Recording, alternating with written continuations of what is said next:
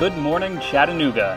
Here's a quick look at the top 5 local news stories you need to know today.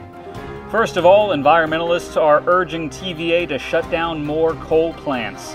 TVA has already begun to shut down more than a dozen of its oldest and smallest coal plants to meet federal clean air standards.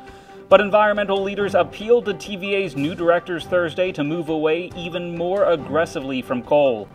Activists from the Tennessee Environmental Council are targeting the Gallatin Fossil Plant in Middle Tennessee. Gallatin is TVA's third biggest coal plant. TVA's new CEO, Bill Johnson, says Gallatin is still a relatively low-cost source of electricity and key to the Nashville area. Overall, TVA still gets more than 40% of its energy from coal-fired power plants. Recreation center staffers in Chattanooga are undergoing training to prepare for the possibility of an active shooter. Parks and Recreation PR coordinator Brian Smith said due to recent shootings nationwide, administrators wanted to increase the amount of training here.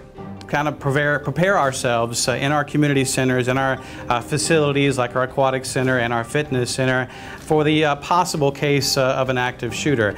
And really it's a safety measure here. It's to try to eliminate any sort of casualties, any sort of problems as quickly as possible. Citing security concerns, Smith declined to detail what the training entails for 50 staff members at nearly 20 facilities.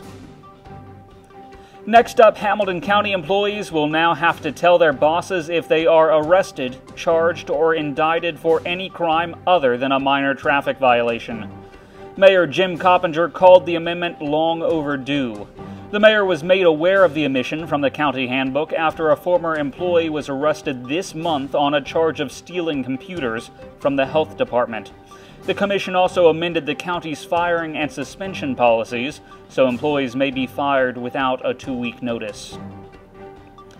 47-year-old Frederick Anderson has been sentenced to 60 years for his role in a June 2010 home invasion robbery in which prosecutors say he pistol-whipped children and duct-taped residents. Anderson says he is innocent and did not receive a fair trial. In a handwritten note shared through his lawyer, he claims key evidence was excluded and he will be back on an appeal. But criminal court judge Barry Steelman says he found overwhelming evidence and a lengthy criminal history enough reason to sentence Anderson. And finally, the Chattanooga Lookouts delivered Looiegrams for baseball enthusiasts during Valentine's Day. The Looiegrams were presented by mascots Louie or Luis. Take a look. We want to take a picture with you. All right, everybody say cheese. Cheese! Because it is Valentine's Day, a couple years ago we came up with Looiegrams, so we've been delivering Looiegrams all day.